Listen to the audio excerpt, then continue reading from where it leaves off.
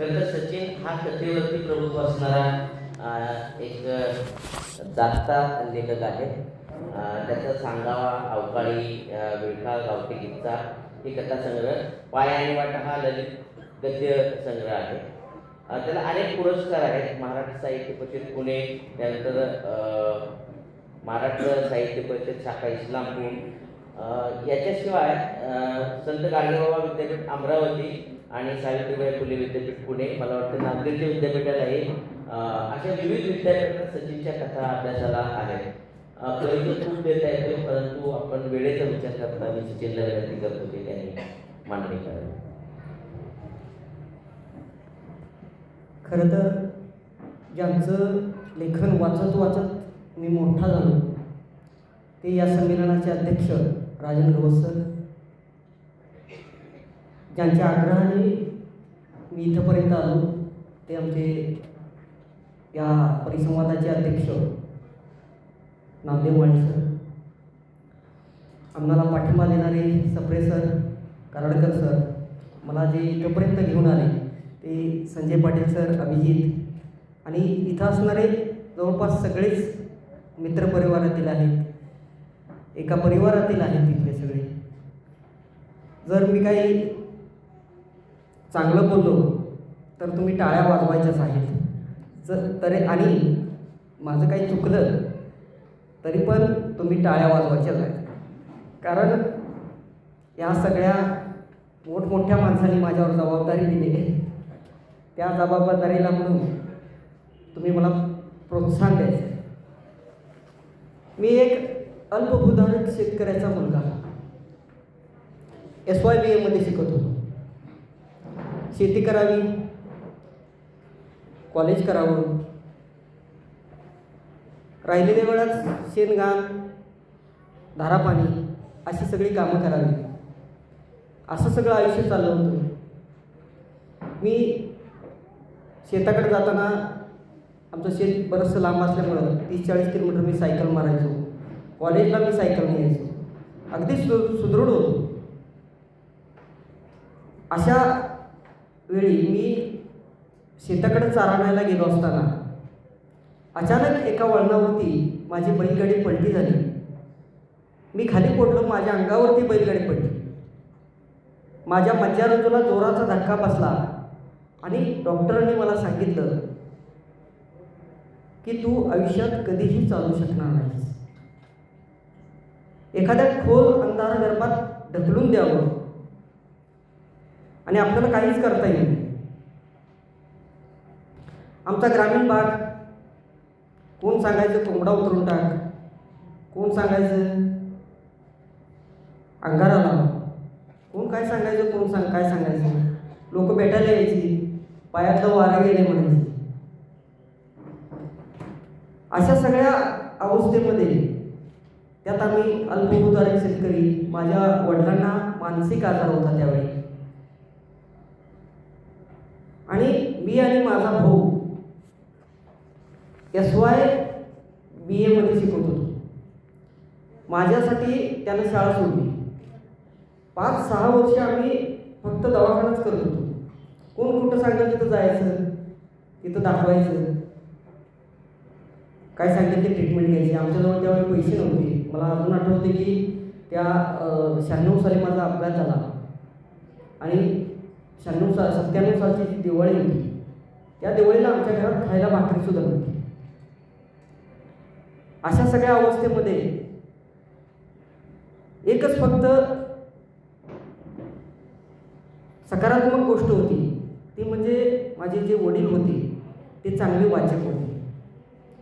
अनेक पुस्तकं ते वाचनालयातून आणायचे आणि आम्हाला वाचायला द्यायचे. मला अजून आठवतं आहे की वडील सायकलनं सांगलीला शनिवारच्या बाजारला यायचे. एका बाजूला माळव्याची पिशवी असायची, दुसऱ्या बाजूला पुस्तकांची पिशवी असायची. मी, माझा भाऊ, माझी बहीण आम्ही वाट पाहत राहायचो. ती पुस्तकं वाचली, त्यामध्ये मग अनेक चरित्र, आत्मचरित्र असतील, अनेक मोठमोठ्या लोकांची चरित्र असतील. स्वामी विवेकानंद ग्रंथावली असेल, पॅपेलॉन सारखं पुस्तक असेल, हेनरी शायरचं जे चरित्र आहे, एक होता कारवर असेल, आचार्य यात्रेचं कऱ्हेचं पाणी तर अतिशय मोठं असं ते आशिया खंडातलं सगळ्यात मोठं असं चरित्र आहे ते. साने गुरुजींचं असेल श्यामची आई, श्रीमान योगी असेल, यशवंतराव चव्हाणांचं कृष्णाकाठ असेल, आनंद यादवांचं झुंबी असेल, आनंदी गोपाळ हे जे पुस्तक आहे श्री जोशींनी लिहिलेलं, पहिला महिला डॉक्टर, त्यांचं जे चरित्र आहे, तराळ अंतराळ असेल शंकरराव खरातांचं, पनगरवाडी असेल, तर अशी पुस्तकं वाचल्यामुळं संकट जितकी मोठी तितका माणूस मोठा हे मला पुस्तकाने शिकवलं.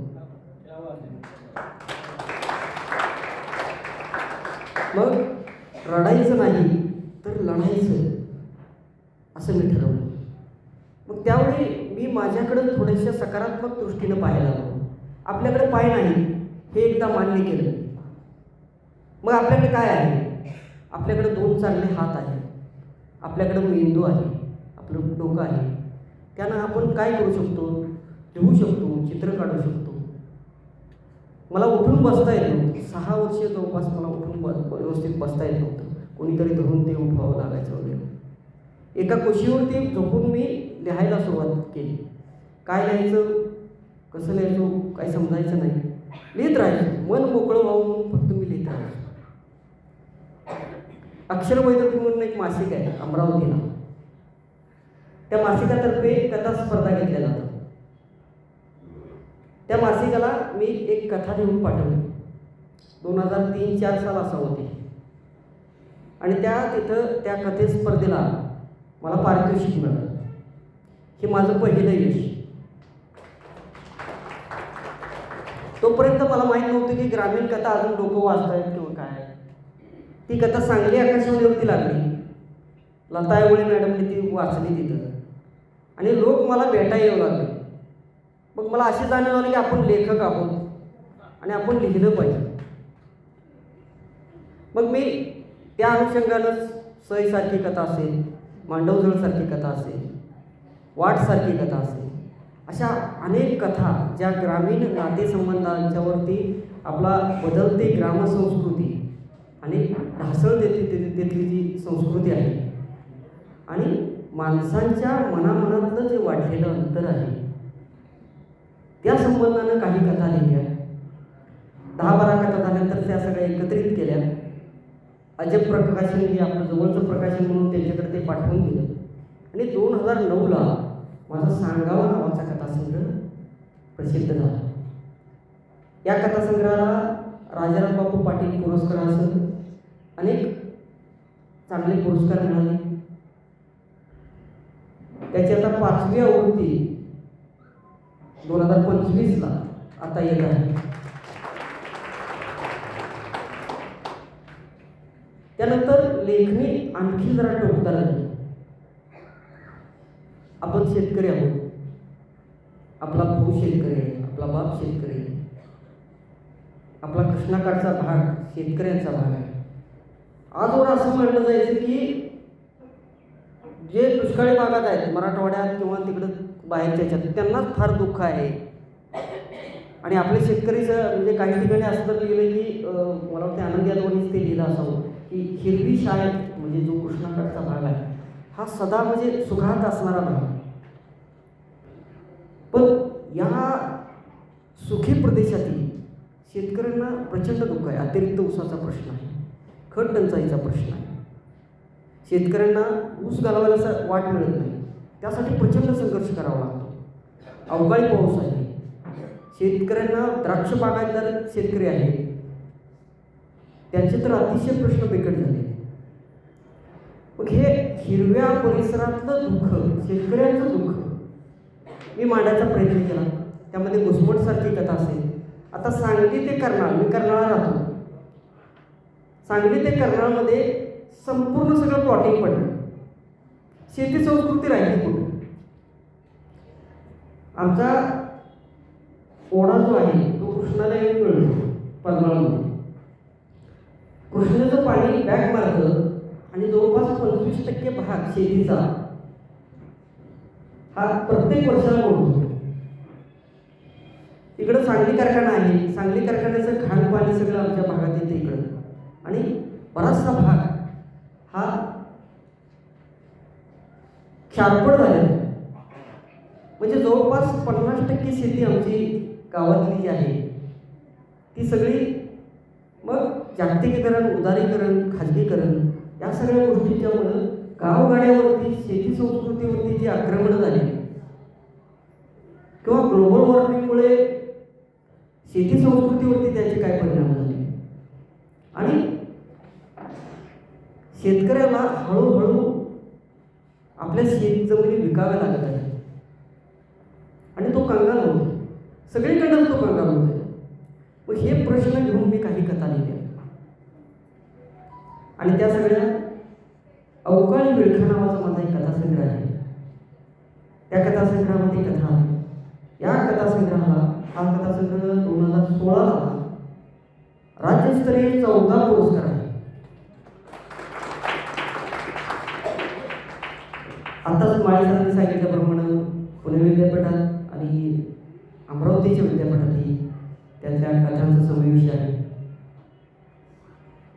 या कथा लिहित असताना आपण एक शेतकऱ्याचा मुलगा आहोत. त्याला कोणी विद्यापीठात लावाव्यात, त्याला पुरस्कार द्यावेत यापेक्षा महत्त्वाची गोष्ट काय की माझं कर्तव्य लेखक ज्या मातीतून जन्मतो त्या मातीचं रंगरूप, त्या मातीचं त्याच्यावरती उपकार असतात, त्याची परतफेड त्यानं आपल्या परीने करावी या कर्तव्य भावनेतून मी हे लिहिलेलं आहे. त्यानंतर काही कथा मी अशा लिहिल्या की ज्या नरभूमीमध्ये आहे, की ज्यामध्ये अस्सल गावरान माणसं आहेत, की तिरपाकड्या डोसक्याची आहेत, की जी अस्सल ग्रामीण ढंग असलेली अशी काही लोक आहेत. ती गावठी किच्चा नावाचा एक कथासंग्रह आहे. त्या कथासंग्रहामध्ये ती सगळी माणसं आलेली आहेत, त्यांच्या गोष्टी आलेल्या आहेत. त्यानंतर आजवर मी 3 कथासंग्रह लिहिली, 2 लेखसंग्रह लिहिली. या लेखसंग्रहामध्ये पाय आणि वाटा नावाचा माझा एक लेखसंग्रह आहे. मी एक असा माणूस आहे की 20 वर्ष मी पाय असण्याचं सुख अनुभव,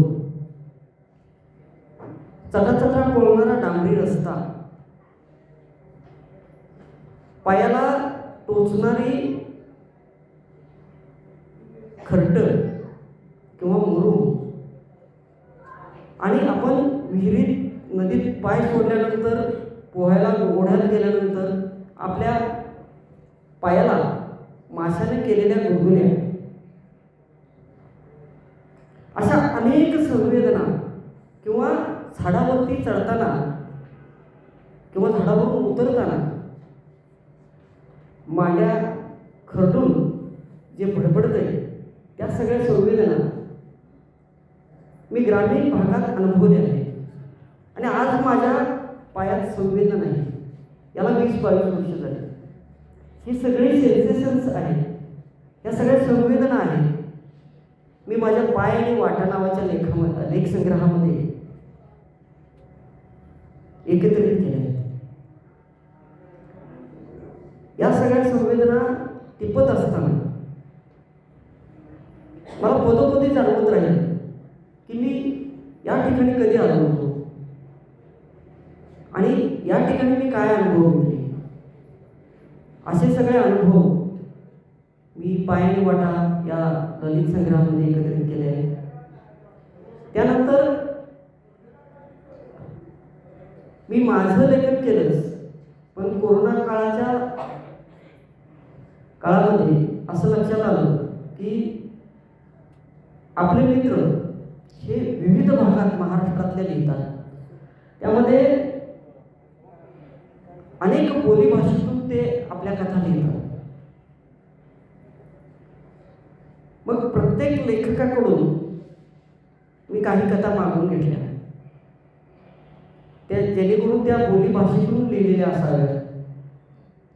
अशा 22 बोलीभाषा घेतल्या की मालवणी आली, त्यामध्ये वऱ्हाडी आली, आपली सातारी आली, परत पुणेरी आली, आपली मानदेशी आली. अशा 22 बोलीभाषा आणि 22 बोलीभाषेतल्या कथा मी एकत्रित केल्या आणि त्याचं संपादन केलं. मला कथा आल्यानंतर असं वाटलं की आता संपादन झालं, सोपं आहे सगळं, कारण दुसऱ्याच्याच कथा घ्यायच्या आहेत ना. पण त्या कथा किंवा ती भाषा कुठल्या भागात बोलली जाते, तिचं वैशिष्ट्य काय, तिचा लहेजा काय, या सगळ्यांचा अभ्यास करणं यासाठी माझी 2 वर्ष गेली. आणि त्या सगळ्या भाषा एकत्रित करून त्याला चांगला अभ्यासी पूर्ण असं किंवा माझ्या माहितीप्रमाणे असं संपादकीय तयार करून ते सगळं शब्दान्वय नावाचं प्रकाशन आहे, त्यांनी 2024ला ते प्रकाशन केलं. आपल्या ताराबाई भोवाळकर 98व्या साहित्य संमेलनाच्या अध्यक्षा त्यांच्या हस्ते प्रकाशन झालं. त्या संग्रहालाही 4-5 राज्यस्तरीय पुरस्कार मिळाले, त्याचा आनंद आहे. तर धन्यवाद. थोडक्यात मी आवडते घेतो. धन्यवाद. मला वाटतं आपल्यापैकी बऱ्याच लोकांना राम गोसावी हे नाव आठवलं असेल. मी 11वी असताना त्याची गोळी नावाची कविता त्याची लिहिली होती.